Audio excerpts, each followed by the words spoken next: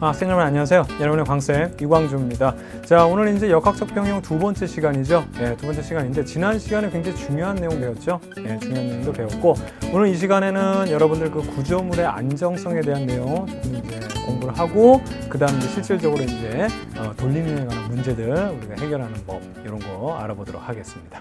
자, 그러면 시작하도록 하면. 우선 기본적으로 이제 무게중심이라는 내용을 조금 여러분들이 좀 살펴볼 필요가 있어요. 우리가 여기서는 이 무게중심이라는 거를 이렇게 깊이 들어가진 않지만 여기서 우리가 이제 어떤 현상적인 내용들만 좀 알아보면 되겠습니다. 기본적으로 말 그대로 물체를 이루는 입자들의 전체 무게가 한 곳에 작용한다고 볼 수 있는 점이에요. 그래서 어떤 무게의 중심점이다 그 얘기죠. 그래서 이걸 우리가 다르게 얘기하면 회전 효과가 나타나지 않는 점이라고 합니다. 지금 이 망치 같은 경우는 이 무게중심이 여기라는 거죠. 사실 이 무게중심이라는 거는 실제로 여기 있는 각각의 이 질량들이 다 이제 분포하는 질량들을 우리가 이제 쉽게 말해서 다 돌림임적으로 계산을 해가지고 회전 효과가 나타나지 않는 점. 이 부분이 바로 이제 무게중심인데 포인트는 뭐냐면 여러분들이 이제 어떤 역학 문제를 봤을 때 이 무게중심이라는 곳이 바로 회전 효과가 나타나지 않기 때문에 이 부분에서는 실질적으로 어떻게 되냐면 모든 무게, 지금 쉽게 말하면 이 망치의 질량이 이 한 점에 다 몰려있다 이렇게 봐도 되는 겁니다. 그래서 굉장히 요거를 우리가 쉽게 말하면은 간략하게 모양이 막 이렇게 복잡하고 있으면 과연 이 질량 분포가 어떻게 될 것이냐 사실 이런 거 다 해야 되는데 이미 이런 질량 분포들 우리가 다 계산을 해서 요 한 점에 얘 모든 질량이 여기에 모여 있다 이렇게 보기 때문에 굉장히 요 무게중심이라는 게 아주 효율적으로 쓰이는 겁니다. 되겠죠? 그래서 이 망치라는 게 이렇게 있으면 이 망치를 여기서 딱 이렇게 회전시키면은 요 중심을 기준으로 다른 데는 다 어떻게 보면 다른 질량들은 다 회전이 돼도 요 지금 무게중심 혹은 질량 중심이라고도 얘기하거든요. 요 포인트는 계속 회전을 하지 않고 그 지점 그대로 있죠. 되겠죠? 그리고 여기가 또 무게중심이기 때문에 여러분들 초등학교 때 이런 거 많이 해봤잖아요. 이렇게 자 같은 건 올려놓고 이게 중심 잡는 거 이런 거. 그 다음에 청소 시간에 청소하려면 청소 안 하고 막 빗자루 막 올려놓고 대걸레 일려놓고 하고 막 이런 거 해봤잖아요. 그렇죠?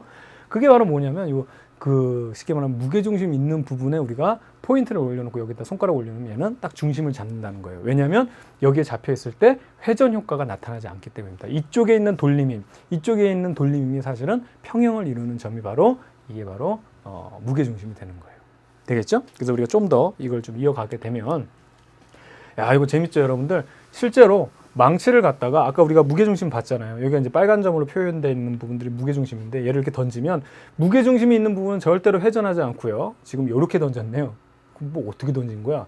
이렇게 던진 거야? 그러면 쭉 올라가면서 이 무게중심 있는 부분은 그대로 있으면서 걔는 이렇게 우리가 포물선 운동을 하지만 나머지 망치들은 다른 질량 분포 있는 데서는 계속 회전을 하면서 돈다. 그래서 여러분들 이런 거 한번 직접 실험해 보면 정말 재밌습니다. 그래서 한번 해보길 바랍니다. 근데 이제 걱정되는 게 망치를 이렇게 던지면 위험하니까 이렇게 하지 말고 망치나 아니면 좀 이게 어느 정도 질량이 나가는 스패너나 렌치나 이런 공구 있죠. 그거를 바닥에 놓고 돌리는 거예요. 바닥에 놓고 돌리면서 하면 이거 이제 바닥이라고 놓고 보면 딱 굴리면은 어떤 질량 중심이 있는 부분을 토대로 걔는 회전을 하지 않으면서 막 돌면서 돌아가요. 그 점을 딱 따라간다는 거예요. 질량 중심은 그대로 회전하지 않고 그대로 이동한다. 그래서 바닥에 놓고 한번 돌려보기 바랍니다. 아시겠죠? 잘 돼요. 자, 그러면 이렇게 하고요. 그러면 이 무게중심을 통해서 우리가 구조물의 안정성을 조금 살펴보도록 하겠습니다. 기본적으로 이거예요. 첫 번째는 뭐냐면 이 무게중심이라는 건 사실은 이 모양이 어떻게 되던 간에 우리가 무게중심을 구했다고 하면 우리가 이제 무게중심을 구하는 거 이것도 간단하거든요. 사실 구하는 방법이 생각보다 어렵지 않습니다. 그런데 그거는 우리가 우리 이제 교육과정에서 이제 하지는 않기 때문에 무게중심이 주어지면 이 무게중심이라는 건 실제로 이렇게 모양이 어떻게 되던 간에 요 질량은 요 포인트에다 몰려 있다. 이렇게 보면 되는 거예요. 그래서 중요한 거는 지금 여기 보면 안정한 상태라고 지금 이렇게 돼 있고요. 자, 이렇게 보게 되면 불안정한 상태로 이제 그림이 나와 있죠. 눈으로 봐도 그렇죠. 눈으로 봐도 얘는 요만큼 기울어져도 다시 원 상태로 돌아올 거고 얘는 여기서 살짝만 기울어져도 쿵 하고 넘어질 거 아니에요. 그러니까 여기서 말하는 안정성이라는 거는 그대로 넘어지지 않고 이렇게 서 있어야 되는 요걸 얘기하는 거죠. 넘어지면 안 된다. 그리고 얘도 이렇게 기울어져도 다시 돌아온다. 그래서 이때 특징을 보게 되면 가장 기본적으로 안정한 상태는요. 자, 이 무게중심이 해당 물체의 바닥면 안에 들어오게 되면은 쉽게 말하면 이 바닥면 안을 벗어나지 않으면 얘는 넘어가지 않습니다. 넘어가질 않아요. 반면에 얘 같은 경우도 지금 이 상태에서 살짝만 기울였을 때 지금 여기 바닥면이 여기잖아요. 요 바닥면보다 무게중심이 벗어나지 않으면 그래도 다시 복원력이라서 다시 돌아가요. 그런데 바닥면을 벗어나게 되면 이 지금 돌림임 작용 때문에 얘가 어떻게 된다? 돌아가 버린다서 쓰러져 버리는 거죠. 그래서 불안정한 상태다. 그래서 기본적으로 우리가 이렇게 얘기하면 가장 중요한 거는 무게중심이 바닥면을 벗어나지 말아야 되는 거고요. 안정한 상태를 하려면. 두 번째 포인트를 보게 되면 이 바닥면. 그러다 보니까 바닥면을 잘 벗어나지 않기 위해서는 어떻게 돼야 된다? 무게중심이 낮으면 낮을수록 바닥면을 잘 벗어나지 않게 됩니다.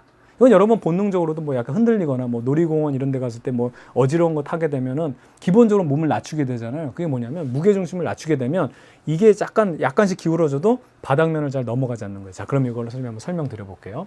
자, 구조물이 예를 들어서 이렇게 있다고 한번 생각해 봐요. 이렇게 삼각형. 자, 삼각형을 한번 그려 볼게요. 구조물을 쓰면 요거 뭐 이렇게 요대로 해도 되는데 구조물을 이렇게 그려 볼게요. 삼각형. 이 상태에서 무게중심이 요 위에 있다고 한번 해 보죠. 예를 들어서 요 위에 있어요. 그럼 바닥면에 지금 우선 있으니까 얘는 이 상태에서 안정적입니다. 쓰러질 일이 없어요. 맞죠? 예, 굉장히 눈으로 봐도 안정적이죠. 근데 내가 힘을 가해가지고 얘가 이만큼 기울였어요.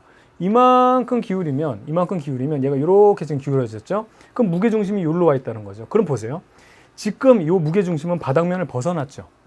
벗어난 겁니다. 왜냐하면 얘가 이렇게 회전을 하게 되면 여기가 지금 요 부분이 회전축이 되는 거예요. 여기를 기준으로 해서 얘가 돌아갈 거 아니에요. 그런데 무게중심이 이쪽에 있으니까 얘의 질량은 지금 쉽게 말하면 무게는 여기에 지금 다 작용한다고 보게 되면 지금 요 질량축에 의해서 이만큼의 돌림이 이렇게 잡아당기는 거기 때문에 돌림이 발생하죠. 돌림이 이렇게 발생하기 때문에 얘는 돌아가 버린다는 거죠. 그래서 얘는 쓰러지는 겁니다. 되겠죠? 그런데요. 요 상태에서 내가 만약에 요 지금 똑같은 그림인데 요 상태에서 얘를요 요만큼만 틀었어요. 요만큼만 틀었어요. 그럼 무게중심이 여기 와 있어요. 그럼 요 상태에서 축은 여기가 되죠. 축. 얘가 요 점을 축으로 해서 이렇게 넘어갈 건지 돌아올 건지 할 거니까 어떤 여기가 축이 되는데 이때는 무게중심을 내려도 바닥면 안에 있죠. 그럼 돌림임은 이쪽으로 작용하는 거예요. 이 축에 대해서 이쪽에서 지금 모든 질량이 여기에 포함되어 있으니까 쉽게 말하면 무게 여기 있으니까 일로 잡아당기니까 얘는 이쪽으로 안 돌아가고 요로 돌아가기 때문에 다시 돌아가는 겁니다. 제자리로 딱 안정적으로. 이걸 우리가 이제 복원력이라고 하는 거예요. 복원력. 그럼 똑같은 그림에서 이 지금 무게중심이 낮으면 훨씬 더 안정적이라고 그랬죠. 왜 그러냐면 그려보면 돼요. 이것도 외우는 게 아니고 그려보면 돼요. 여기서 이렇게 있을 때 무게중심이 이렇게 낮다고 생각해봐요. 딱 이렇게 낮다고. 그렇죠? 이 상태에서 똑같이 이만큼 기울였어요. 이만큼 기울여져도 어떻게 된다? 무게중심은 여기 있다. 여기 존재한단 말이죠. 여기 이렇게 했으니까 여기 존재한다. 그러면 이 축에 대해서 얘는 이쪽 방향으로 돌림힘이 작용되는 거예요. 이렇게 잡아당기면 결국엔 넘어지는 게 아니고 다시 원상태로 돌아온다. 복원력이 작용되는 겁니다. 그래서 같은 그림이라고 했을 때는 무게중심이 높으면 어떻게 되죠? 여기가 축이 되니까 이제는 이쪽으로 돌림힘이 작용하니까 얘는 쓰러져 버리는 거고요. 맞죠? 근데 무게중심이 낮은 경우에는 이쪽으로 축에 대해서 이쪽으로 돌림이 작용하니까 다시 원상태로 돌아온다. 그래서 무게중심은 항상 바닥면에 위치해야지만 얘가 안정한 상태라 그러고 이왕이면 어떻게 된다? 무게중심이 낮으면 낮을수록 높은 것보다 낮을수록 이 바닥면에 들어가기 때문에 복원력이 작용해서 쓰러지지 않는 겁니다. 되겠죠? 바로 이 내용이에요. 간단합니다. 자, 그 다음에 이 내용 한번 볼게요. 이걸 한번 생각할 문제라서 선생님이 한번 예를 들어서 얘기한 건데 무게중심과 안정성이라고 해서 아까 그림을 봤지만 실제로 배 같은 경우도 자, 배를 선생님 이렇게 그려볼게요. 이렇게. 그럼 바닷물에 이렇게 떠 있어요. 그럼 사실은 무게중심이 높게 되면 어떻게 된다? 조금만 기울어져도 바닥면이 이렇게 돼 있기 때문에 배는 선생님 뭐 사실은 좀 너무 오버해서 그린 거긴 하지만 그렇죠? 조금만 넘어져도 바닥면 벗어났기 때문에 뒤집어져요. 배가 뒤집어져 큰일 나잖아요. 그렇죠? 큰일 나지. 그래서 되면 이 무게중심을 낮출 필요가 있어요. 그럼 어떻게 낮추냐? 얘를 또 잠기게 만드는 거죠. 그래서 여기 질량, 쉽게 말하면 무게를 막 높여가지고 얘를 그 바닷물 속에 더 잠가 놓는 거예요. 이런 식으로. 좀 과감하게. 이런 식으로 잠가 놓으면 이 바닥면이 여기가 될 거예요. 이 상황에선. 이 물에 위치하는 여기가 바닥면이 되고 그만큼 무게중심이 낮아졌기 때문에 얘가 이만큼 돌아가도 다시 복원력이 작용해서 돌아오는 거죠. 그래서 중요한 것 중에 하나는 배는요. 어느 정도 무게를 넣어야 돼요. 무게를, 질량을 쉽게 말해서 높여야 되는 겁니다. 그걸 우리가 뭐라 하냐면 여기다 쓸게요. 평형수라고 해요. 평형수. 그래서 이 평형수를 집어넣어요. 평형수. 그러니까 여러분 잠수함들은 뭐 가라앉으니까는 뭐 그 탱크 안에 뭐 물을 집어넣고 뭐 이런 얘기 들어봤겠지만 배도 탱크 안에 물을 집어넣어야 돼요. 그래야지만 어떻게 된다? 무게중심이 낮아지게 되고 낮아지게 됨으로 해가지고 안정성. 안정성, 그러니까 돌아가지 않고 다시 복원할 수 있고, 이렇게 기울어져도 복원되고, 이렇게 기울어져도 복원되고. 근데 이게 높아버리면 기울어지면 뒤집어지고, 기울어지고 뒤집어지고 이렇게 되는 거예요. 그래서 어떻게 되냐면 일반적으로 우리가 뭐 예를 들어 무역 같은 거 할 때 이쪽 나라에서 이쪽 나라로 배가 이제 이동을 할 때 여기서 짐을 가득 싣고 여기로 와가지고 짐을 내리죠. 다 내렸어요. 하역을 하고 다시 돌아올 때는 짐을 싣고 오지 않거든요. 그러면 어떻게 되냐면 얘가 가벼워지기 때문에 무게중심이 높아져요. 떠버린단 말이에요. 부력 때문에 떠버려. 그래서 어떻게 하냐면 이때 여기다가 평형수를 가득 채우고 일로 돌아오는 거예요. 자, 그럼 이 그림을 한번 보게 되면 처음에 여기서 이쪽으로 도착했죠? 그러면 여기 있는 짐을 다 내려놓는 거예요. 내려놓은과 동시에 어떻게 된다? 이 무게가 낮아지니까, 무게가 작아지니까 얘가 이렇게 떠오른다고요. 그럼 어떻게 되냐면 무게를 다시 뭐 짐을 실으면 당연히 짐이 없을 경우에는 평형수를 넣어가지고 다시 무게중심을 낮춥니다. 그래서 여기 보면 짐은 다 지금 다 하역한 상태에서 물을 채워 넣어서 얘를 무게중심을 낮춘 상태에서 이쪽 나라로 이제 떠나는 거예요. 이쪽 나라로 떠나고 이쪽 나라로 다 돌아오게 되면 평형수를 버려요. 다 버려서 다시 떠오르게 되면 여기서 다시 짐을 실어서 그 짐의 무게 때문에 다시 무게중심을 낮추고 다시 이쪽 나라로 가는 거예요. 되겠죠. 그래서 이 평형수라는 거는 굉장히 중요한 겁니다. 그래서 여러분 이런 거 본 적 없어요? 정박돼 있는 배가 막 이렇게 물 쏟아내는 거. 좀 뉴스도 좀 보고 본 적 없어요? 예. 선생님 이거 이 가판 안에서 물 청소한 거 아니고 물청소한 거 아니고 물을 담아놓은 거 평형수도 빼는 거예요. 이거 왜 빼는 거다? 그러면 아까 선생님 설명대로 하면 이제 짐 실으려고 안에 있는 물탱크에 물을 다 빼놓고 그 다음에 짐 실는 거예요.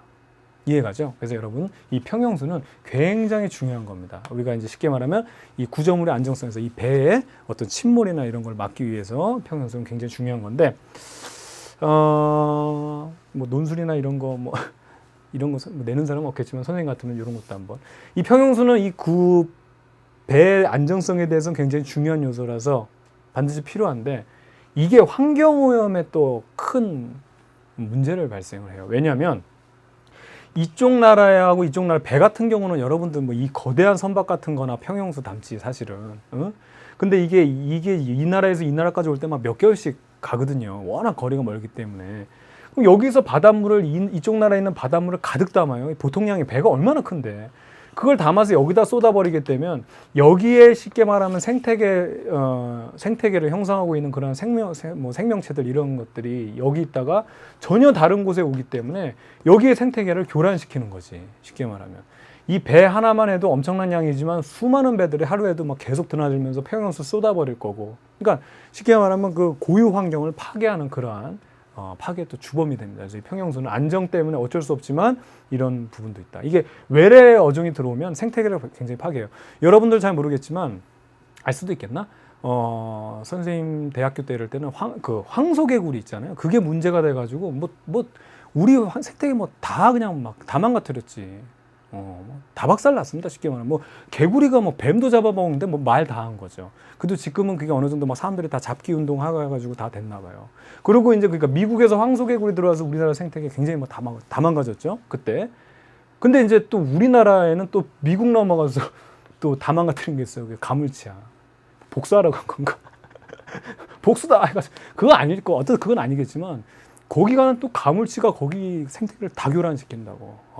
이게 이거 생태계의 파괴, 이거 평형수 문제를 여러분들에게 잘 알아두기 바랍니다. 아시겠죠? 생태계 쪽으로는 이거를 이렇게 좀 대책이 필요해요. 그냥 물탱크 열어놓으면 그냥 바닷물 다 들어오는 거거든요. 그럼 그 안에 막 그 생물체들 다 들어오는 거야. 그래서 거기 가면 물탱크 안에 몽둥이 들고 와가지고 생선 잡아서 그 선원들 막 먹기도 하고 막 그렇습니다. 실제로. 바로 그래요. 자, 그러면 우리가 여기까지 살펴봤고요. 자, 이제 실질적으로 역학적 평형에 대한 내용 알아보도록 할게요. 결과적으로 우리가 구조물의 안정성을 보기 위해서는 얘 자체도 평형을 이루어야 되고 그 다음에 돌림 힘도 나타나지 말아야 된다. 이것이 포인트예요. 그래서 그냥 평형이 아닌 힘의 평형이 아닌 역학적 평형이라 하면 힘의 평형도 일어나서 변화가 없어야 되고 그 다음에 돌림 힘도 평형이 일어나서 회전 운동도 일어나지 않는다. 쉽게 말하면 우리가 이걸 병진 운동, 회전이 아니라 예를 들어서 밀면 얘가 이렇게 밀려나간다. 이런 걸 우리가 병진 운동이라 하는데 이런 운동 자체도 없을 뿐만 아니라 그 다음에 회전 운동도 일어나지 않는 것을 우리가 이 둘을 다 합쳐서 역학적 평형이라고 얘기합니다. 되겠죠? 그러니까 사실 이거 중학교 때 배웠어요. 힘의 평형 부분에서 이걸 배웠죠. 두 힘의 크기가 서로 같고 반대 방향으로 작용한다. 여기까지는 다 했을 거예요. 근데 하나 여러분이 또 하나 했던 것 중에 하나보다 작용선이 나란해야 된다는 거죠.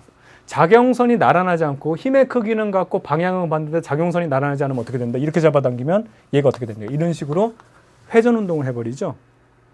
그렇죠? 그래서 우리가 이거를 돌림 힘이라는 걸 배우지 않았었기 때문에 이걸 뭘로 표현했다? 그렇죠. 작용선이 여기서 플러스, 그렇죠? 크기가 같고 방향이 반대 플러스 작용선이 나란해야 된다라는 표현을 써준 건데 그것이 우리가 이제 물리론으로 가서는 돌림 힘의 평형까지 얘기하는 겁니다.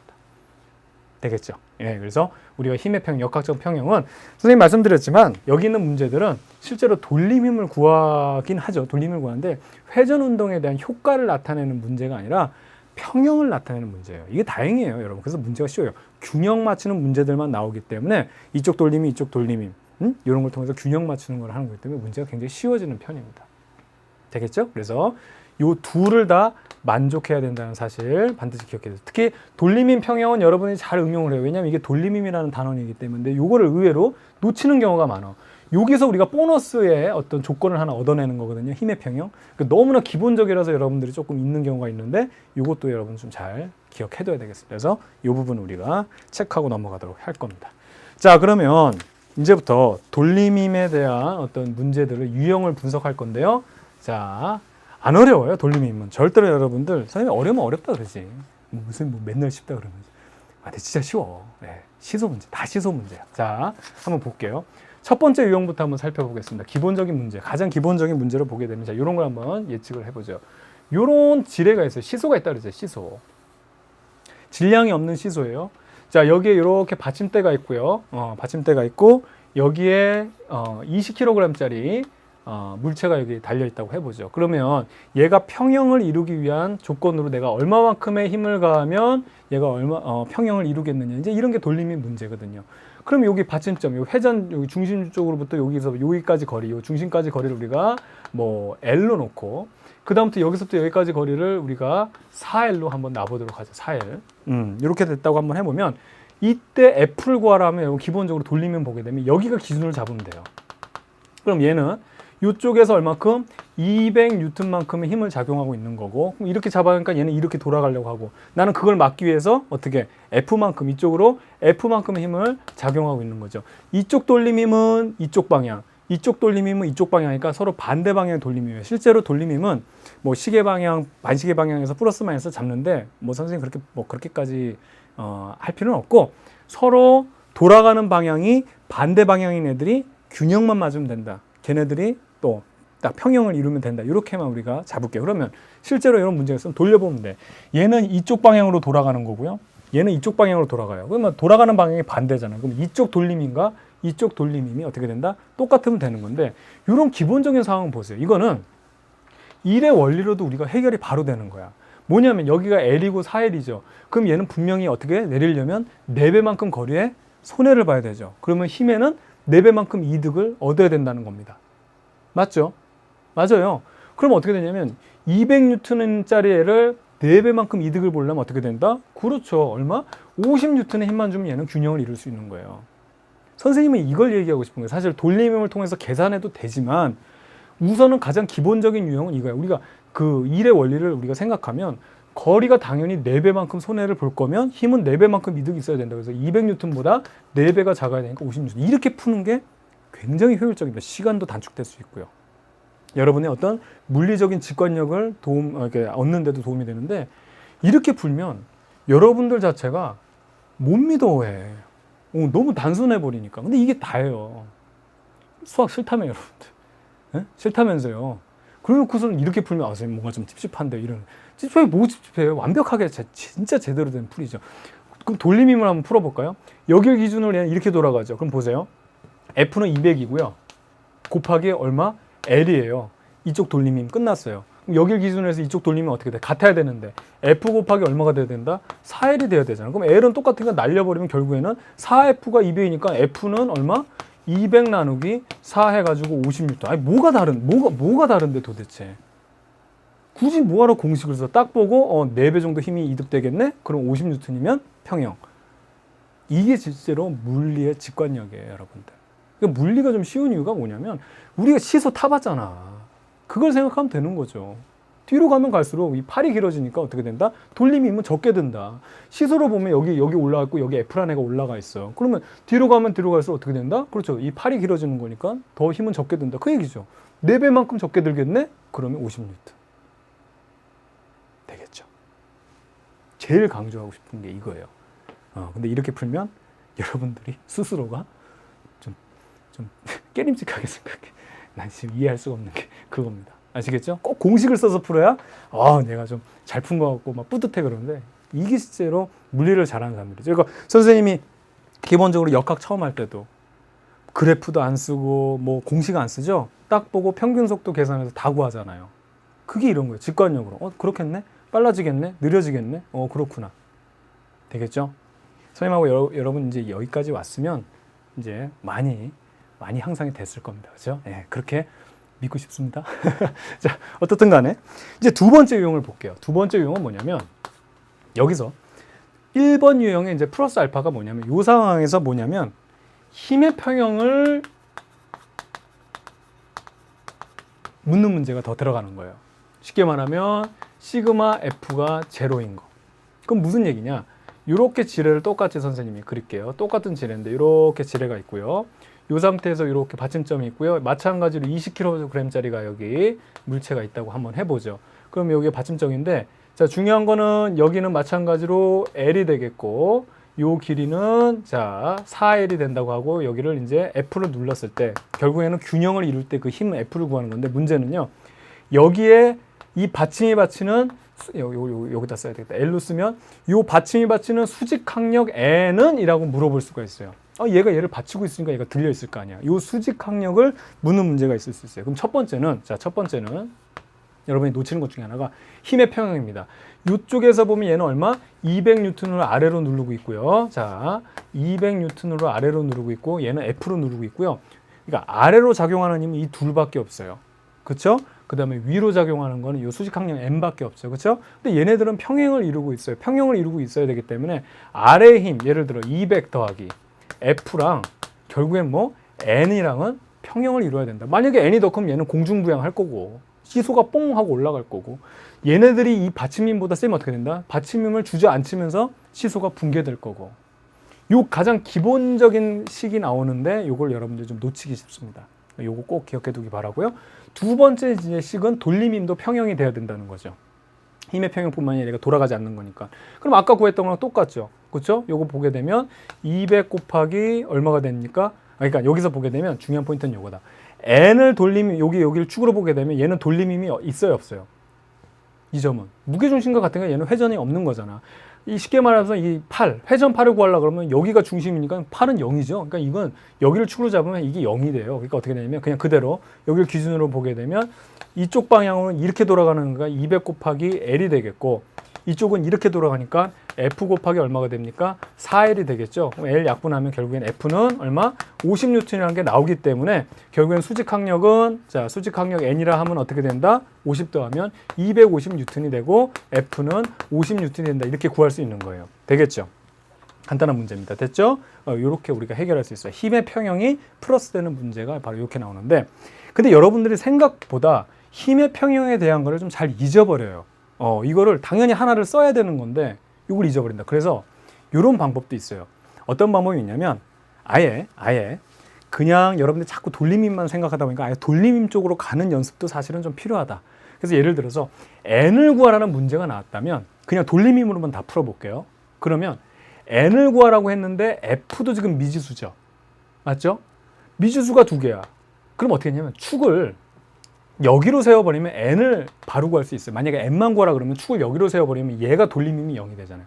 사실은요, 이거는 돌림힘에 대한 문제를 풀라고 했다면 이거는 사실은 원래 축에다 놓고 문제를 풀어야 되는 게 정상인데, 우리 고등학교 과정의 물리원은 무조건 평형에 대한 문제를 받기 때문에, 평형에 대한 문제를 풀기 때문에 어느 지점을 회전축으로 놓고 풀어도 어떻든 평형은 다 만족하게 되게만 그 조건만 세워주면 되는 거예요. 그러니까 훨씬 편한 거야. 만약에 이게 돌림힘에 대한 문제면 얼만큼 돌아갈 거지 않으면 무조건 축은 여기로 설정해야 돼요. 그럼 이것밖에 쓸 수가 없는 거야.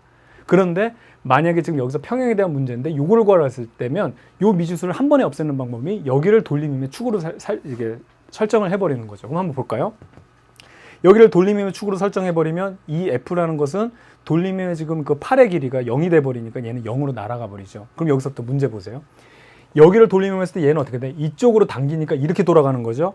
그 다음에 힘은 이쪽인데 얘는 일로 위로 올리는 거니까 돌아가는 거예요. 일로 돌아가는 거죠. 즉 돌림임이 반대야. 그러니까 한 번씩 당겨봐야 돼, 여러분들. 응? 당겨보라고. 또 막 혼동하지 말고. 그러면 이쪽 돌림이면 어떻게 돼요? 200 어떻게? 그렇죠. 곱하기 4L에다가 5L. 여기가 축이니까 5L이죠. 200 곱하기 5L과 이쪽 돌림인가? 이쪽 돌림이 평행이 돼야 돼. 그럼 어떻게 된다? N 곱하기 4L이죠. 여기를 축으로 하면 얘는 그렇죠. N 곱하기 4L이죠. 그래서 4L이 같아야 된다. 그럼 L 날려주면 이거 1000이죠. N은 어떻게 됩니까? 1000을 4로 나누니까 250N 바로 나와버리죠. N은. 한 번에 끝나잖아요. 그러니까 우리가 시간을 단축하기 위해서는 이렇게 해결하면 끝나는 거예요. 바로. 미지수긴 하지만 얘를 우리가 날려버리는 방법이 얘를 축으로 설정해버리면 바로 우리가 n을 구할 수 있다는 거죠. 그럼 만약에 선생님이 돌림임을 2번 이용한다 그랬죠. F도 구하라고 했을 때 요거 처음에 힘의 평형을 쓰지 않으면 F 구하려면 어떻게 하면 되죠? 물론 이제 이걸 쓰면 여기다 이거 구했으니까 여기 대입해도 구하면 되지만 이거 아예 모른다 치고 아예 돌림임으로만 다 하면 축 설정을 다시 하면 돼. 여기다 발음이 안 돼. 축 설정을 해버리면 얘 여기서는 이 n이라는 것은 돌림임에 대한 효과는 없는 거예요. 그럼 여기가 축이 돼버리면 어떻게 됩니까? 아까랑 똑같죠. 이거랑 똑같은 거 돼요. 200 곱하기 L. 그 다음에 1로 당기니까 어떻게 된다? 여기 F 곱하기 4L이 똑같아야 되는 거죠. 그 계산하면 F는 50N 나오잖아요. 그러니까 여기서는 요거랑 요거 두 개가 돌림임을 2번 써가지고 F와 L을 다 구할 수 있는 거다. 되겠죠. 예, 이렇게 정리하면 되겠습니다. 자, 그 다음에 세 번째 유형을 한번 보게 되면 두 번째 유형 플러스 계속 이제 점점 이제 우리가 이제 업그레이드를 하는 거예요.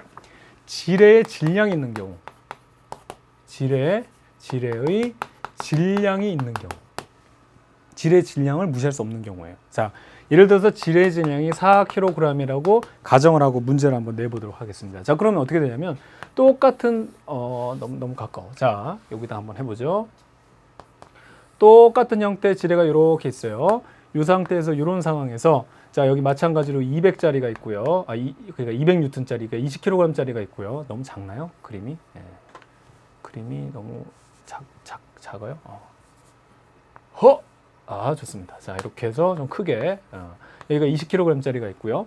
그 다음에 여기 이제 F란 힘을 작용해가지고 얘를 평형을 이루는데 지뢰 질량을 보는 거예요. 지뢰도 질량이 있다. 그러면 여기서 중요한 포인트는 대부분의 모든 문제는 이렇게 나올 수밖에 없어요. 지뢰는 밀도가 균일하다.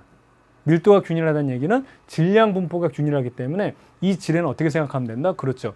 이 지뢰의 중심 부분의 지뢰의 질량이 이게 바로 무게중심. 오늘 첫 시간에 그러니까 처음에 배웠던 게 이거예요. 지뢰 중심 부분에 무게중심이 존재한다라고 해서 여기에 4kg이 존재한다라고 얘기해서 여기에 힘을 하나 더 표기해주면 끝나는 거예요. 그런데 선생님이 팁을 드리자면 이것도 은근히 혼동한다고. 왜냐하면 이 지뢰라는 모양 때문에 이쪽에 힘 잡고 이쪽에 힘 잡고 나중에 지뢰가 막 여러 가지 복잡한 여러분 수능 같은 거 보면 막 이게 똑같아요. 한 번 하고 두 번 하면 되는데 두 개, 세 개를 연결해 놓는 경우가 있다. 그러면 이게 막 복잡하게 느껴지는데 그 선생님 팁을 드리면 지뢰의 무게를 여러분 신경 쓰지 말고 지뢰는 아예 무게가 없다고 가정을 하고 그냥 얘는 모양만 이렇게 갖추고 있는 거라고 생각하고 어떻게 한다? 무게중심 있는 부분에 얼마? 4kg짜리 물체를 올려버려요. 문제 푸는 팁이에요. 여러분들이 자꾸 실수하기 때문에 선생님이 일단 분석을 해서 이거 나름대로 고민한 겁니다. 여기에 그냥 지뢰의 질량을 4kg짜리 물체가 중앙에 하나 있다고 가정하고 문제를 풀면 너무나 쉬워진다는 거예요. 실수할 일도 없고. 그럼 한번 풀어볼까요? 이 평형을 이루기 위해서. 자, 첫 번째로 여기서 자, 이것도 마찬가지로 우리가 힘의 평형부터 살펴보면 이쪽으로는 200N, 얘도 아래쪽으로 얼마? 40N. 맞죠? 그 다음에 얘는 F가 이쪽 밑으로 잡아당기고 있죠? 그 다음에 여기에 대한 수직 항력이 N이 존재할 겁니다. 그래서 첫 번째 식을 우리가 쓰게 되면 아래에 작용하는 힘 모두 표시하면 아래에 작용하는 힘을 모두 표시하면 200 더하기 40 더하기 F와 위로 작용하는 힘 하나 N은 같아야 된다. 이게 첫 번째 식이고 두 번째로 여기서 돌림힘을 작용해서 여기를 기준을 잡으면 N이 날아가 버리니까 이쪽 돌림이 어떻게 되죠? 이렇게 잡아당기는 거니까 이쪽으로 돌아가는 거 어떻게 됩니까? 200 곱하기 여기 안 썼네요. 마찬가지로 L이고 여기는 4L이라고 하면 L이죠. 그렇죠? 얘는 날아가고 얘 같은 경우는 이쪽으로 돌아가죠. 그러니까 이쪽과 이쪽은 반대 방향이니까 같아야 됩니다. 뭐라고요? 40 곱하기 잘 봐요. 여기서부터 여기까지 L인데 여기서 여기까지는 5L이죠. 맞죠? L하고 4L이니까. 그럼 여기 중간 얼마? 2.5L이라는 얘기. 여기 2.5L. 맞죠? 2.5L 중에서 L만큼을 빼면 여기 축에서부터 여기까지 그리는 얼마? 1.5L이 되는 거야. 1.5L. 이게 이제 요거에 대한 돌림이, 요거. 쉽게 말하면 질의 무게에 대한 돌림이 되는 거고, 그 다음에 F에 관한 돌림 더하기 F에 관한 돌림인 곱하기 여기 축에부터 4L이죠. 곱하기 4L. 요거 계산해 주면 되는 거죠. 그러면 L은 다 우리가 사라져 주게 되면 요거 200이고요. 요거 계산하면 2분의 3이죠. 2분의 3이니까 20, 60 더하기 4F인데 요거 넘어가주면 140이 되고 그것이 4F니까 얼마가 됩니까? 4분의 140. 그렇죠? 그러면 270 35N이네요. 자, 그래서 여기서 작용하는 힘은 얼마? F란 것은 자, 여기서 쓰면 F란 것은 35N이다. 그럼 요게 35N이니까 N이라는 요 수직항이 얼마가 된다? 200 더하기 40 더하기 35니까 얼마? 그렇죠. 요 N이라고 하는 것은 얼마가 되냐면 275N이 된다. 이렇게 해서 계산하는 게 가장 스탠다드한 방법이에요. 됐죠? 됐죠? 그런데 마찬가지로 여러분 힘의 평형을 쓰지 말고 바로 돌림힘으로 예를 들어서 M만 구하라고 한번 해보죠. 수직항력을 M만 구하라고 했다면 여기 미지수가 있는 데를 축으로 삼는 거예요. 되겠죠? 그럼 보세요. 돌림힘 한번 계산해 볼게요. 여기가 축이라고 하면 얘 힘은 아래로 당기고 얘는 위로 당기고 얘는 아래로 당기죠. 그럼 돌림힘은 얘랑은 같은 돌림힘이에요. 그럼 얘를 보게 되면 200 곱하기 얼마가 됩니까? 5L이죠. 5L 더하기 얘는요 40이라는 힘으로 자 보세요. 요만큼은 얼마가 됩니까? 전체 5L에서 중간이니까 그쵸? 2.5L 그래서 40 곱하기 2.5L만큼 한 것이 결과적으로 얘의 돌림힘과 같아야 된다. 얘는 얼마가 됩니까? N이란 힘 곱하기 얼마가 돼야 돼요? 4L이죠. 곱하기 4L. 뭐 L들 다 날려버리게 되면 요거 계산하면 1000이고요. 1000이 되고 요거 계산하면은 2분의 3이니까 60이 되겠죠. 그쵸? 2.5구나. 2.5. 2.5면은 2분의 5니까 20에서 100이네요. 100. 그쵸? 100. 그 다음에 요거는 4N이 되니까 1100을 4로 나누게 되면 4, 28, 4, 28, 4, 7에 28, 4, 50. 그쵸? N은 얼마? 자, N이라는 것은 275N 바로 나오죠. 바로 이렇게 계산해 버리는 겁니다. 그러니까 방법은 다양해요. 방법은 다양하다는 거. 자, 두 번째로 F를 구하라고 한다면 여기서도 왜 줬지? F를 구하라고 하면 축을 어떻게 된다? 이쪽으로 설정하면 되겠죠. 그리고 이쪽 돌림힘 여기 있죠. 200 곱하기 L. 그 다음에 이쪽 돌림힘은 어떻게 됩니까? 40 곱하기 1.5L. 그 다음에 F 곱하기 얼마? 4L 해줘서 계산하면 F가 아까 얼마 나왔죠? 얼마 나왔어요? 35N 나왔었죠? 이렇게 계산하는 겁니다. 되겠죠? 그래서 이 방법이 가장 표준적인 방법이지만 사실은 여러분 이걸 자꾸 잊기 때문에 선생님은 축 설정을 자유롭게 하면서 그냥 돌림힘 하나만으로 모든 문제를 풀 수 있는 거 요거를 조금 연습을 해봤으면 좋겠어요. 되겠죠? 예, 이렇게 하면 되겠습니다. 그래서 여러분들 이 연습을 좀 하면 쉬워져요. 자, 그럼 여기 또 이제 지우고 그 다음에 이렇게 지우면 되나? 뭐 어쨌든 자, 네 번째 유형을 한번 또 살펴볼게요. 네 번째 유형은 이 세 번째 유형 플러스에다가 자 플러스 받침대 모양 문제가 있어요. 모양. 자, 무슨 얘기냐? 이렇게 해놓고 나서 자 똑같은 지뢰인데 자 여기 마찬가지로 20 물체 올려져 있고요. 질량도 있어요. 그럼 이 중앙 부분에 얼마 올린다? 그렇죠. 4kg짜리. 그래서 4kg짜리 여기다 올리고 그리고 난 다음에 여기다가 F라는 힘을 가하고 있어요. 근데 받침대 모양이 어떻게 되어 있냐면 여기서는 받침대 모양을 이렇게 네모나게 줬어. 그리고 이 길이는 라지 L이래. 이렇게 생긴 거예요. 이렇게. 이런 질이에요. 그 다음에 그럼 여기서 보게 되면 여기서부터 여기까지가 자 여기까지가 L이고요. 여기서 여기까지 거리가 아까도 봤지만 4L 이렇게 된 문제입니다. 그럼 문제가 어떻게 되냐면 첫 번째 문제는 이렇게 한번 볼게요. 얘가요. 힘이 없으면은 이렇게 돌아가거든요. 얘가 이렇게 돌아가지 못하게 하기 위해서 가해줘야 될 힘 F의 최소값은 이런 문제가 나왔다고 해보죠. 이해가죠? 그러면 이건 어떻게 구해야 되냐면 센스만 있으니까 그러니까 여러분 어떻게 하면 되겠어? 그냥 힘 안 줬다 그러면 돌아가겠네? 그럼 돌아가는 걸 그려보면 되는 거예요. 이렇게 돌아가겠네. 그럼 여기서는 어떻게 되는 거예요? 선생님 이거 복잡한데 뭐가 복잡해? 하나도 안 복잡하지. 자, 참 여기도 뭐 이렇게 받침힘 N이라고 한다면 그러면 어떻게 되겠어? 얘가 이렇게 돌아가려면 이때는 받침점이 어디가 되는 거예요? 여기가 되는 거지, 축이. 여기가 되면서 어떻게 돌아가? 못 돌아가죠. 여기가 축이 되면 못 돌아가죠. 그러니까 여기가 그때는 이렇게 돌아간다는 얘기는 축이 여기란 얘기예요. 그러니까 축 설정을 할 수 있느냐 그 문제가 되는 거예요. 되겠죠? 그럼 요거 한번 계산해 볼까요? 한번 계산을 해보죠. 여기가 축이 되니까 그러면은 이쪽의 돌림이면서 여기는 200뉴턴, 이쪽은 40뉴턴, 그리고 F라고 하면 여기를 기준해서 돌아가면 어떻게 됩니까? 여기 우리 돌림인 계산하면 그렇죠. 200 곱하기 L 맞죠?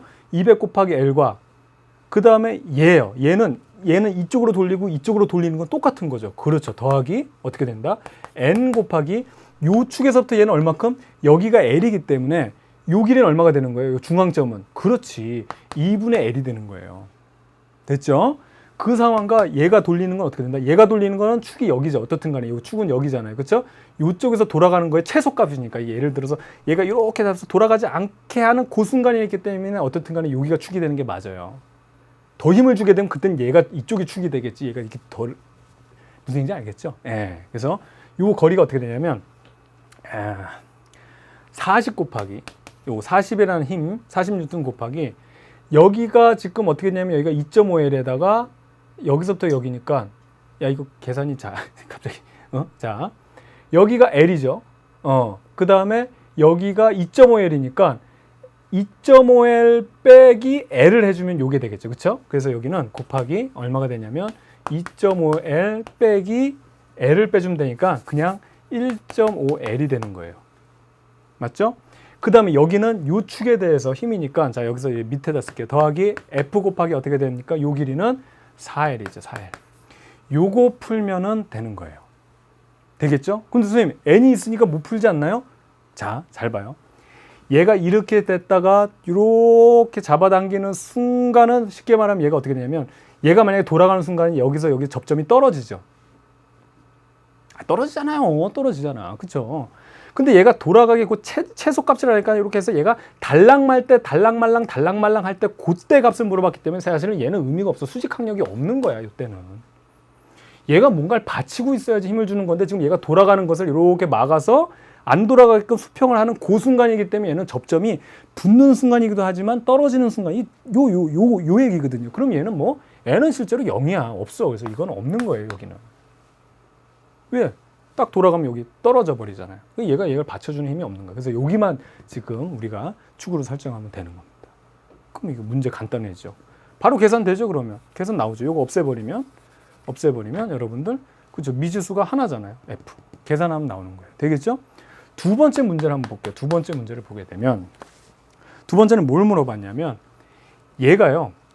이렇게 힘을 줘서 얘가 이쪽으로 돌아가려고 하는 순간의 최소값은 이렇게 물어본 거예요. 이번에는. 그때 F를 구하라. 이렇게. 그럼 그때는 얘가 이렇게 돌아가서 얘가 돌아가려고 하는 순간은 어디서 돌아가는 거예요? 여기서 돌아가요? 이때 축이? 아니지. 그때는 이쪽에서 돌아가야 되겠지. 이쪽에서. 여기가 축이 되는 거야. 축. 그러니까 말만 복잡하지 모양만 바꿔놨지 축이 어디니 어떻게 돌아갈 때 축이 어디가 되니까 생각만 하면 할 수 있는 그런 문제들이죠.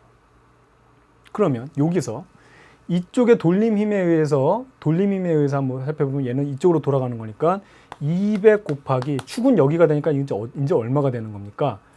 이게 그렇죠. 여기가 L이고 여기가 라지 L이죠. 그러니까 요만큼 길이니까 이거네요. 요 밑에서 보게 되면 L 플러스 라지 L. 이만큼이 요게 요 돌림힘, 요 축을 이용해서 요 돌림힘에 대한 크기가 되고 그 다음에 얘는 이렇게 돌리는데 얘는 이렇게 돌리죠. 요 N은 있다고 보게 되면 얘는 이렇게 위로 돌리기 때문에 반대적인 돌림힘. 얘도 이렇게 돌리니까 반대적인 돌림. 얘도 이렇게 그러니까 봐요. 자, 그림을 보게 되면 얘 하나가 이쪽으로 돌리지만 나머지 셋은 다 그러니까 이렇게 돌리고 있어요. 이렇게. 그쵸? 그렇기 때문에 얘 하나랑 얘는요, 보세요. 이 축에 비해서 이게 길이가 L이기 때문에 여기는 얼마가 된다? 그렇죠. N 곱하기 2분의 L만큼이 요 지금 돌림힘의 효과를 나타내는 거고 그 다음에 요 40에 대한 돌림힘을 계산하게 되면 여기가 축이니까 보세요. 얘는 더하기 40 곱하기 얼마가 됩니까? 2.5L에서 L 빼고 라지 L 빼주면 되죠. 그래야 요만큼이 나오니까. 그래서 얘는 40 곱하기 2.5L 빼기 L 빼기 라지 L 요만큼 빼주면 되고 그 다음에 여기에 대한 돌림힘은 자 여기 자 여기다 밑에다 계산해주면 요거는 F 곱하기 여기서부터 여기니까 여기서부터 여기까지 4L이죠. 여기서부터 여기까지가 4L인데 L만큼을 빼주면 요만큼이 나오죠. 그래서 이건 어떻게 되냐? 4L 빼기 L. 요거 계산해주면 되는 겁니다. 복잡해 보이지만 여기서 보세요. 얘가 이렇게 돌아가는 순간은 여기 접점 떨어지죠. 선생님이 X로 표시한 요 N. 그래서 이거는 사라지는 거예요. 또 접점에서 떨어지니까. 되겠죠? 그래서 결과적으로는 어떻게 된다? 요것만 우리가 풀어주면 되는 거고, 결과적으로는 이거 1.5L이고 라지 L 이런 거 길이 분명히 주어질 거거든요. 이렇게 해서 계산하면 되는 겁니다. 되겠죠? 자, 마지막 유형. 뭐 이제 이거 이상은 안 나올 겁니다. 이렇게 한번 볼게요. 자, 받침대가 여기 이제 플러스 이런 문제에다가 이 받침대마저도 받침대 이동 문제를 한번 살펴보도록 할게요. 받침대가 이동할 수 있다는 거죠. 자, 예를 들어 이제 요거는 문제를 약간 바꿔볼게요. 이렇게 돼 있어요. 이렇게 돼 있는데 받침대가 여기 하나 있고 요게 받쳐주는 게 N1의 힘을 작용하고 있고 그 다음에 여기에 받침대가 있어요. 얘는 N2의 힘을 작용하고 있다. 그리고 여기 질량이 M이라는 것이 작용해서 결과적으로 여기에 mg라는 힘이 작용하고 있을 때, 그렇죠? 그 다음에 여기 이 질의 무게는 역시 4kg. 그래서 여기는 40N 작용하고 있다. 이때 문제가 뭐냐면 여기에 있는 받침대를 이렇게 이동해가지고 어떻게 된다? 최대로 요 받침대를 이 균형을 맞추면서 최대로 움직일 수 있는 거리를 요 거리 x를 구하라. 이런 문제가 나올 수 있어요. 그럼 이것도 어떻게 해야 돼? 어떻게? 화끈하게 옮겨버려 그냥. 그럼 어떻게 되겠어? 쿵 떨어지겠죠. 이해가죠? 여기서 여기 쪼쪼쪼 가지 말고 훅 가버리라고. 그럼 얘가 이쪽으로 쿵 떨어질 거 아니에요. 여기도 받치고 있는데. 그런데 이렇게 이동시키다 보면 결국엔 얘가 떨어지지 않는 부분이 있죠. 즉 무슨 얘기냐면 쿵 떨어졌다는 얘기는 얘가 요 접점이 떨어지는 순간이죠. 쭉 가다 보다가 어쨌든 이쪽으로 가든 쭉 가다가 얘가 평형을 이루면서 결과적으로는 그러니까 원래는 기울어져야 되는데 평형을 이루는 순간은 요 접점이 그러니까 닿기도 하면서 떨어지는 그 순간이 되는 거죠. 즉 얘가 이쪽에서 이렇게 이동하는 순간은 뭐다?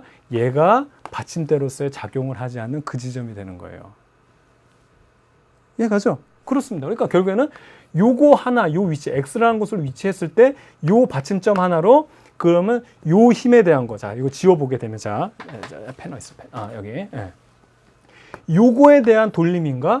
요거에 대한 돌림임. 그 다음에 요 받침대에 의한, 요거 이제 받침대를 여기 기준으로 할 거면 얘네 둘에 의해서 균형을 잡아라. 그건 받침대 하나의 문제로 바뀌는 겁니다. 아시겠죠? 이런 식으로 응용하는 게 전체 다가 되는 거예요.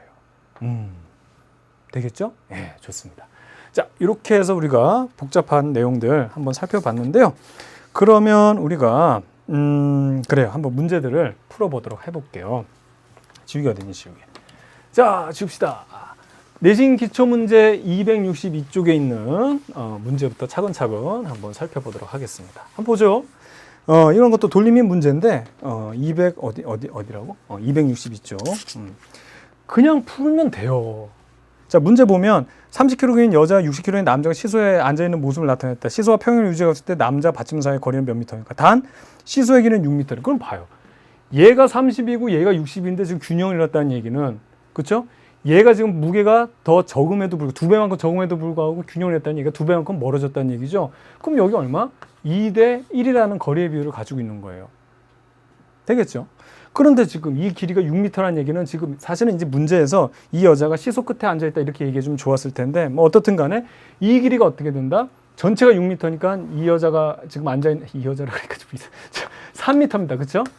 2에 해당하는 게 3m니까 1에 해당하는 건 얼마가 된다? 1.5m가 되겠죠.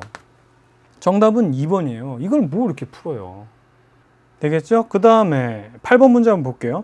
자, 그림 같이 지뢰를 사용한 무게 60N인 돌을 들어올리려고 한다. 자, 여기 길이를 보게 되면 이게 하나고 4니까 얘가 지금 거리는 4배만큼 손해볼 거란 말이에요. 그러면 힘은 4배만큼 이득이다. 그럼 60N짜리를 4배만큼 이득하려면 어떻게 됩니까? 60 나누기 4를 해주면 어떻게 된다? 그렇죠. 15N만 힘 주면 되는 거죠. 되겠죠? 이렇게 푸는 거예요. 그래서 정답은 15N. 너무나 쉽죠? 예, 이렇게 하는 거예요. 이렇게. 자, 그 다음에 9번 문제 계속해서 한번 풀어볼게요. 이거 뭐 저기 축받기 문제인데 보세요. 큰 바퀴를 돌리죠. 그럼 나는 거리의 손해를 보는 거예요. 얘 이만큼 돌려도 이만큼을 돌려도 요만큼밖에 안 올라가니까 거리의 손해를 보는 만큼 힘에는 이득이 있을 것이다. 그래서 W보다는 실제 무게보다는 힘은 어떻게 된다? 작아야 되겠죠. 이거 같은 거 아닙니다. 대신에 나는 거리를 손해를 보기 때문에 얘를 요만큼 올리기 위해서 나는 그만큼 많이 내려야 돼. 일을 많이 해야 된다는 거죠. 이동 거리를 많이 해줘야 된다. 잘못됐고 힘에는 이득이 있고 힘에는 이득이 있죠. 그렇죠? 이득이 있죠? 일에는 이득이 없다. 그렇죠. 일에는 이득이 없습니다. 거리의 손해를 보기 때문이죠. 힘 F에 의한 돌림의 크기와 무게 W에 의한 돌림의 크기는 같다. 그렇죠. 지금 이 돌림인과 이 돌림이 같기 때문에 얘가 평행이 된 상태에서 얘들을 우리가 지뢰랑 똑같은 거죠. 이 돌림과 이 돌림이 같기 때문에 이렇게 움직일 수 있는 거. 그래서 이것도 맞는 내용. 그래서 정답은 니은과 디귿이 정답이 되겠습니다. 간단하죠? 예, 이렇게 푸는 거예요. 자, 10번 문제도 볼게요. 자, 400N이 있고요. 100N의 힘으로 들었네요. 힘의 4배 이득이 있었어요. 그럼 거리는 어떻게? 4배 손해가 있어야 되겠죠. 그럼 이 거리가 우리가 x라고 한다면 이 거리는 어떻게 된다? 4배만큼 손해를 봐니까 여기가 4x가 되는 거죠. 즉, 총 길이 사실 여기 이제 중심이라서 이것도 이제 중심으로 표시를 해주는 게 좋은데 어떻든 그렇죠? 이게 중심에 여기 표시를 해줘야 되거든요. 어떻든 간에 총 5x라는 애가 얼마? 2m니까 x는 얼마가 되겠습니까? 이거 이제 2m니까 그렇죠? 얼마가 돼야 되죠? 0.4m가 되겠죠. 네, 이렇게 해서 0.4. 너무나 쉽습니다. 그렇죠? 자, 그 다음에 11번 문제 풀어볼게요. 자, 요것도 여러 가지 뭐 힘의 평형부터 해서 다양하게 구할 수 있지만 결과적으로 구하자고 하는 게 뭐냐면 n을 구하래요. n이 근데 n이 어디 있어?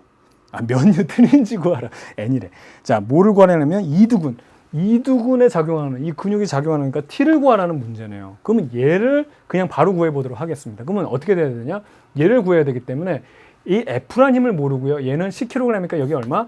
100N이라는 걸 알죠? 그럼 여기를 축으로 잡아버리고 이걸 돌림 힘으로 계산해버리면 돼요. 그러면 얘는 지금 여기를 축으로 잡으면 안 되지. 얘를 아는데 그럼 안 되지. 100N으로 잡아다니까 얘를 축으로 잡는 거예요. 얘를 축으로. 그럼 F가 상쇄돼서 날아가죠. 돌림 힘에서는. 그렇죠?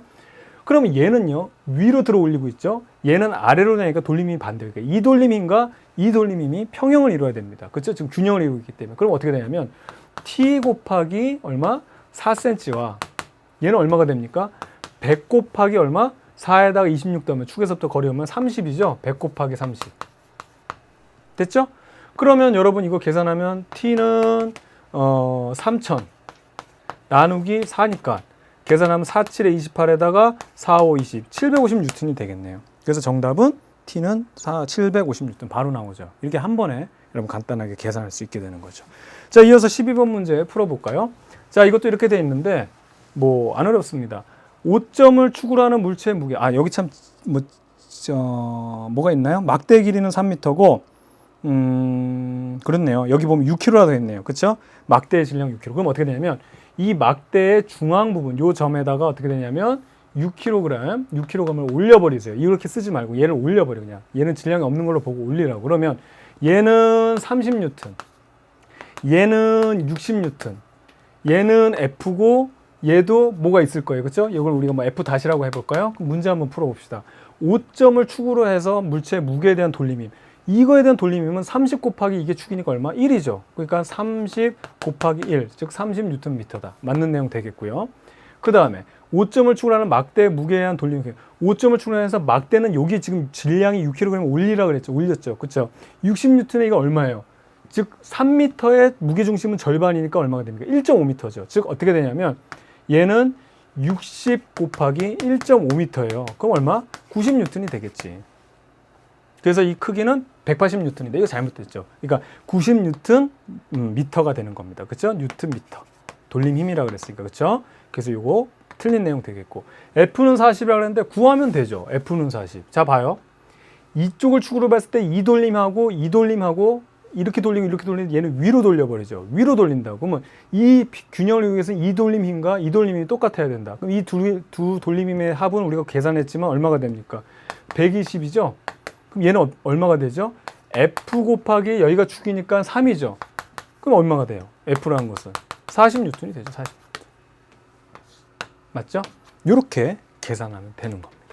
자, 이렇게 해서 우리가 오늘 배운 내용들 한번 정리 한번 해보죠. 그래서 중요한 거는 무게중심에 대한 내용 여러분 확인해 보고요. 회전 효과가 나타나지 않는다. 그래서 무게중심과 안정성에 대한 내용들, 그 다음에 역학적 평형을 이용해서 우리가 돌림힘이 일어나지 않는 안정적인 상태를 우리가 살펴봤습니다. 자, 여기까지 해서 우리가 역학적 평형을 살펴봤고요. 다음 시간에 문제들 확인해 보도록 하겠습니다. 자, 저는 여러분의 광쌤 이광주였습니다. 여러분들 수고했습니다.